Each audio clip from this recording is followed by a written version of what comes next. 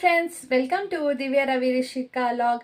ಇವತ್ತು ನಾನು ರುಚಿಕರವಾದ ಕಡಲೆ ಗ್ರೇವಿ ಹೇಗೆ ಮಾಡೋದು ಅಂತ ನಿಮಗೆ ನಾನು ತಿಳಿಸಿಕೊಡ್ತಾ ಇದ್ದೀನಿ. ಈ ಕಡಲೆ ಗ್ರೇವಿ ತುಂಬ ಈಸಿಯಾಗಿ ಹಾಗೆ ಕ್ವಿಕ್ಕಾಗಿ ನಾವು ಮಾಡಬಹುದು. ಇದು ಬ್ರೇಕ್ಫಾಸ್ಟಿಗಾಗಿ ನಾನು ಇವತ್ತು ಬೆಳಿಗ್ಗೆ ಮಾಡಿ ತೋರಿಸ್ತಾ ಇದ್ದೀನಿ ನಿಮಗೆ. ಈ ಕಡಲೆ ಗ್ರೇವಿನ ನಾವು ಚಪಾತಿ ಅಥವಾ ಅನ್ನ ಮತ್ತು ಪೂರಿ ಎಲ್ಲ ಜೊತೆ ನಾವು ಇದನ್ನು ಸೈಡ್ ಡಿಶ್ ಆಗಿ ತಿನ್ಬೋದು. ಇದನ್ನು ನಾವು ಹೇಗೆ ಮಾಡೋದು ಅಂತ ನೋಡ್ಕೊಂಡು ಬರೋಣ ಬನ್ನಿ. ನೋಡಿ, ಮೊದಲಿಗೆ ನಾವು ಕಡಲೆನ ನೆನೆಸಿಟ್ಕೋಬೇಕು. ಒಂದು 6 ಅಥವಾ 7 ಅವರ್ಸ್ವರೆಗೆ ನಾವು ನೆನೆಸಿಡಬೇಕು. ರಾತ್ರಿ ಎಲ್ಲ ನೆನೆಸಿಟ್ಟು ಮರುದಿವಸ ಬೆಳಿಗ್ಗೆ ನಾವು ಇದನ್ನು ಬಳಸ್ಕೋಬೋದು. ನೋಡಿ, ಈಗ ಇದು ಈ ಥರ ನೀರಲ್ಲಿ ಹಾಕಿದ ನಂತರ ನೀರನ್ನು ಸೋರಿಸ್ಬೇಕು. ಸೋರಿಸಿ ನಾವು ಇದನ್ನು ಕಡಲೆನ ಬೇಯಿಸ್ಕೋಬೇಕು. ಈ ಥರ ಆದ್ರೆ ಸಾಕು. ಇವಾಗ ಇದನ್ನು ಕುಕ್ಕರ್ಗೆ ಹಾಕಿ ನಾನು ಬೇಯಿಸ್ಕೊಳ್ತೀನಿ. ಚೆನ್ನಾಗಿ ವಾಶ್ ಮಾಡಿಕೊಂಡು ಆಮೇಲೆ ನಾವು ಇದನ್ನು ಕುಕ್ಕರ್ಗೆ ಹಾಕಿ ಬೇಯಿಸ್ಕೋಬೇಕು. ಇವಾಗ ನಾವು ಸ್ವಲ್ಪ ಇದಕ್ಕೆ ನೀರು ಹಾಕುವ. ನೀರು ಹಾಕಿದ ನಂತರ ಇದನ್ನು ಕುಕ್ಕರ್ ಮುಚ್ಚಿ ಒಂದು 3 ವಿಸಿಲ್ ಆಗಲಿ, ಅಲ್ಲಿವರೆಗೆ ನಾವು ಇದನ್ನು ಬೇಯಿಸ್ಕೊಳ್ಳುವ. ಇವಾಗ ಇದು ಆಗಿದೆ ನೋಡಿ. ಇದರಲ್ಲಿ ನಾನು ಸ್ವಲ್ಪ ಗ್ರೇವಿಗೆ ಅಂತ ಎತ್ಕೊಳ್ತೀನಿ ಒಂದು ಸ್ಪೂನಲ್ಲಿ ಸ್ವಲ್ಪ. ಇದನ್ನು ಈಗ ಮಿಕ್ಸ್ಚರಿಗೆ ಹಾಕ್ತಾ ಇದ್ದೀನಿ ನೋಡಿ. ಸ್ವಲ್ಪ ಇದಕ್ಕೆ ಮಿಕ್ಸ್ಚರಿಗೆ ಹಾಕಿದರೆ ಗ್ರೇವಿ ನಮಗೆ ಥಿಕ್ನೆಸ್ ಜಾಸ್ತಿ ಇರುತ್ತೆ, ಚೆನ್ನಾಗಿರುತ್ತೆ. ಒಂದು ಸಲ ಟ್ರೈ ಮಾಡಿ ನೋಡಿ, ಆಗ ಗೊತ್ತಾಗುತ್ತೆ ನಿಮಗೆ.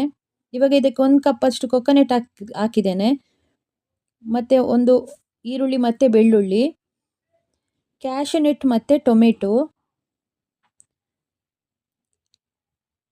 ಈಗ ಇದನ್ನು ಮಿಕ್ಸ್ಚರಲ್ಲಿ ಗ್ರೈಂಡ್ ಮಾಡ್ಕೋಬೇಕು. ಸ್ವಲ್ಪ ನೀರು ಹಾಕಬೇಕು.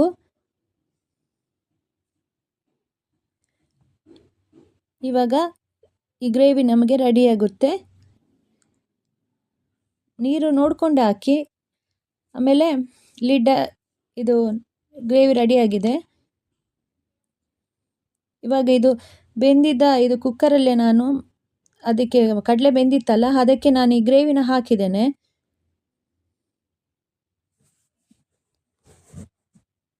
ಇವಾಗ ಸ್ವಲ್ಪ ನೀರು ಹಾಕುವ ಅದಕ್ಕೆ. ಅಂದರೆ ಮಿಕ್ಸ್ಚರಲ್ಲಿ ಮಸಾಲೆ ಇರುತ್ತಲ್ಲ, ಅದನ್ನು ವೇಸ್ಟ್ ಮಾಡಬಾರ್ದು, ಅದಕ್ಕೋಸ್ಕರ ನೀರು ಹಾಕುವ. ಈಗ ಸ್ವಲ್ಪ ಅರ್ಧ ಟೀ ಸ್ಪೂನಷ್ಟು ಅರಸಿನ ಪೌಡ್ರನ್ನ ಹಾಕಿದ್ದೇನೆ. ಹಾಗೆಯೇ 1 ಟೀ ಸ್ಪೂನಷ್ಟು ಕಾಶ್ಮೀರ ಚಿಲ್ಲಿ ಪುಡಿ ಹಾಕಿದ್ದೇನೆ. ಹಾಗೆಯೇ garam masala 1 tea spoon, 1 tea ಸ್ಪೂನಷ್ಟು ಕೊತ್ತಂಬರಿ ಪೌಡ್ರು. ಇವಾಗ ಇದು ಕುದಿ ಬರ್ತಾ ಇರ್ತದಲ್ಲ, ಇಲ್ಲ ಚೆನ್ನಾಗಿ ಕಲರಿಸಬೇಕಿದು. ಮಸಾಲ 1 ಟೀ ಸ್ಪೂನಷ್ಟು ಉಪ್ಪು ನೋಡ್ಕೊಂಡು ಹಾಕಿ. ಅಂದರೆ ನಾನು ಸ್ವಲ್ಪ ಜಾಸ್ತಿ 1.5 ಟೀ ಸ್ಪೂನಷ್ಟು ಹಾಕಿದ್ದೇನೆ. ಇವಾಗ ಇದು ಚೆನ್ನಾಗಿ ಮಿಶ್ರ ಮಾಡಿ ನಾವು ಒಂದು ಲಿಡ್ ಹಾಕಿಡುವ. 1-2 ವಿಸಿಲ್ ಆಗಲಿ.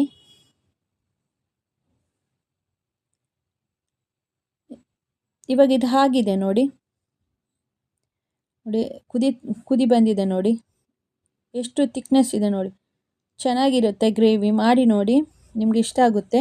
ಹಾಗೆಯೇ ಒಂದು ಗ್ಯಾಸ್ ಮೇಲೆ ಒಂದು ಚಿಕ್ಕದು ಬಾಣಲೆ ಇಟ್ಕೊಂಡು ಅದಕ್ಕೆ ಸನ್ಫ್ಲವರ್ ರಿಫೈನ್ಡ್ ಆಯಿಲ್ನ ಯೂಸ್ ಮಾಡ್ಕೊಳ್ತಾ ಇದ್ದೀನಿ. ನೀವು ಯಾವ ಆಯಿಲ್ ಬೇಕಾದರೂ ಯೂಸ್ ಮಾಡ್ಕೋಬೋದು. ಇವಾಗ ಇದಕ್ಕೆ ಸ್ವಲ್ಪ, ಯಾಕಂತೇಳಿ ಈ ಥರ ಮಾಡಿದ್ರಿಂದ ನಮಗೆ ಸ್ವಲ್ಪ ಚೆನ್ನಾಗಿ ಟೇಸ್ಟ್ ಕೊಡುತ್ತೆ. ಈಗ ಸ್ವಲ್ಪ 1 ಟೀ ಸ್ಪೂನಷ್ಟು ಜೀರಿಗೆ ಹಾಕಿದ್ದೇನೆ. ಇದು ಚಪಾತಿ ಪೂರಿಗೆ ಎಲ್ಲ ತುಂಬ ಟೇಸ್ಟ್ ಕೊಡುತ್ತೆ. ಹಾಗೆಯೇ ಅನ್ನ ಸೈಡ್ ಡಿಶ್ ಆಗಿ ನಾವು ಇದನ್ನು ಯೂಸ್ ಮಾಡ್ಕೋಬೋದು.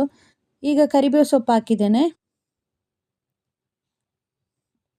ಒಗ್ಗರಣೆ ಸೊಪ್ಪು.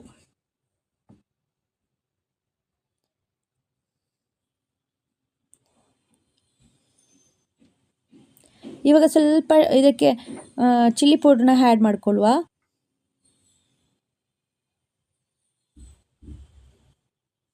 ಅಂದರೆ ಕಲರ್ ಬರಲಿ ಅಂತೇಳಿ. ನಾವು ಇದಕ್ಕೆ ಯಾವುದು ಫಸ್ಟಿಗೆ ಆಯಿಲ್ನ ಯೂಸ್ ಮಾಡ್ಕೊಳ್ಳಿಲ್ಲಲ್ಲ, ಅದಕ್ಕೋಸ್ಕರ. ಇವಾಗ ಇದನ್ನು ನಾವು ಮಾಡಿದ್ವಲ್ಲ ಗ್ರೇವಿ, ಇದಕ್ಕೆ ಹಾಕುವ. ನೋಡಿ, ಹಾಕುವಾಗ ನಿಮಗೆ ಒಂದು ಸ್ವಲ್ಪ ರೆಡ್ ಕಲರ್ ಬರ್ತಾ ಇದೆ ನೋಡಿ.